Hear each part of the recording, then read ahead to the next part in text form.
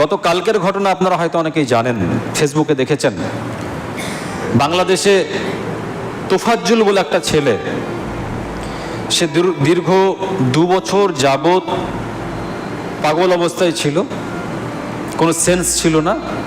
সেই ব্যক্তিকে চোর সাব্যস্ত করে ঢাকার মতো বড় বিশ্ববিদ্যালয়ে সেই ছেলেটাকে ছাত্র নেতারা তারা প্রথমে খাওয়া দাওয়া করিয়েছে। যে খাবার কেমন হয়েছে, খাওয়া দাওয়া করানোর পরে ওই ছেলেটাকে নির্মমভাবে পিটিয়ে হত্যা করেছে। যে ছেলেটাকে হত্যা করেছে সে ছেলেটাও শিক্ষিত ছেলে, কিন্তু এখন পাগল। ওই ছেলেটার আব্বা মা মারা গেছে, ওর একটা ভাই পুলিশ ছিল, সেও 1 বছর আগে মারা গেছে। এখন আহা বলার কেউ নেই, পাগলামি করে বেড়ায়, ট্রিটমেন্ট কে করাবে? তো এই ছেলেটাকে ঢাকার মতো বিশ্ববিদ্যালয়ে ছাত্ররা পিটিয়ে হত্যা করে দিল। অথচ মুহাম্মদুর রাসূলুল্লাহ সাল্লাল্লাহু আলাইহি সাল্লাম বলেছেন, যারা পাগল যতক্ষণ জ্ঞান না ফিরে পায় তার তরফ থেকে কোনো গুনাহই লেখা হয় না। মুহাম্মদুর রাসূলুল্লাহ সাল্লাল্লাহু আলাইহি ওয়াসাল্লাম বলেছেন, লা ইয়াদরিল কাতিল ফি আইয়ি শাইইন কুতিলা ওয়ালা ইয়াদরিল মাকতুল আলা আইয়ি শাইইন কুতিলা, লা ইয়াদরিল কাতিল ফি আইয়ি শাইইন কাতালা ওয়ালা ইয়াদরিল মাকতুল আলা আইয়ি শাইইন কুতিলা। আল্লাহর রাসূল বলছেন যে কিয়ামতের অন্যতম নিদর্শন হচ্ছে একজন হত্যাকারী জানবে না যে কেন আমি হত্যা করেছি ওকে, ও জানবেই না যে কেন হত্যা করলাম।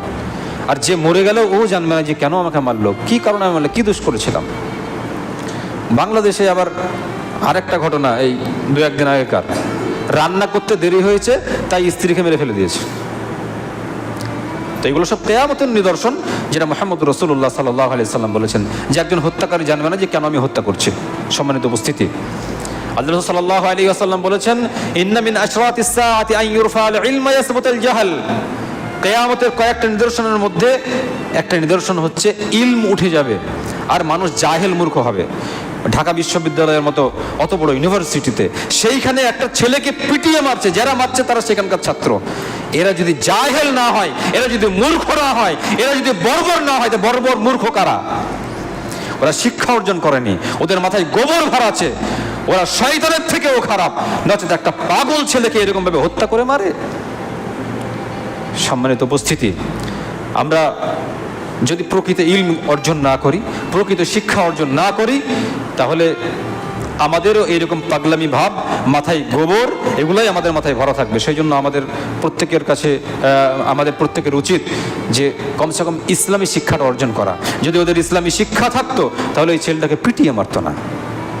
একটা পাগল ছেলেকে নির্মমভাবে মারছে, 4টেখানিক কথা ভিডিও দেখতে পারলাম না, কি মারাত্মক অবস্থা। আল্লাহ তাআলা আমাদের সবাইকে হেদায়েত করেন। আল্লাহ তাআলা ফাজের ফাসিক যারা পাপিষ্ট আছে তাদেরকে হেদায়েত করেন।